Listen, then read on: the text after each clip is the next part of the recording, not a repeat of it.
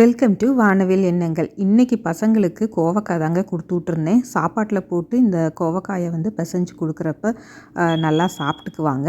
காலையில் பிரேக்ஃபாஸ்ட்டுக்கு ஆம்லேட்டும் கொண்ட கடலையும் தாங்க வச்சுருந்தேன். எல்லாம் சாப்பிட்டு முடிச்சுட்டு சரி பசங்களையும் ஸ்கூலில் ட்ராப் பண்ணிவிட்டு ஒரு 2 ரவுண்ட் அடிக்கலாம் அப்படின்ட்டு 2 ரவுண்ட் அடிச்சுட்டு வந்தேங்க. இந்த ஏபிசி ஜூஸுன்ட்டு இப்போ ரொம்ப பாப்புலராக இருக்குது இல்லைங்களா? சரி அதை நாமளும் ட்ரை பண்ணலாமே அப்படின்னு சொல்லிட்டு பீட்ரூட் இல்லைங்க, அதனால் ஆப்பிளும் கேரட்டும் தான் இருந்தது. அதை வச்சு எங்களோட ஜூஸர் 6 வருஷமாக உள்ளேயே தாங்க இருந்தது. இது புதுசுக்கு யூஸ் பண்ணிவிட்டு எடுத்து உள்ளே வச்சுட்டோங்க. அதுக்கப்புறம் இப்போ தான் யூஸ் பண்ணுறோம். என்ன இதில் ஜூஸை போட்டு இதில் வர சத்து பார்த்திங்கன்னா இதை கழுவுறதுலேயே எனக்கு சரியாக போயிடுங்க. அந்தளவுக்கு இதனோட க்ளீனிங் ப்ராசஸ் மட்டும் கொஞ்சம் அதிகங்க. நமக்கு எந்த ஒரு பொருளாக இருந்தாலும் நம்ம வேலையை கம்மி பண்ணுற மாதிரி இருந்ததுன்னா அதை நம்ம ரெகுலராக யூஸ் பண்ணுவோம்.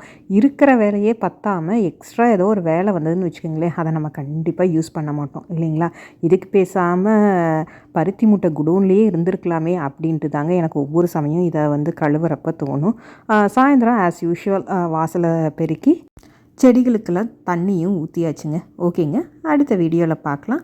வாழ்க வளமுடன், வாழ்க வையகம்.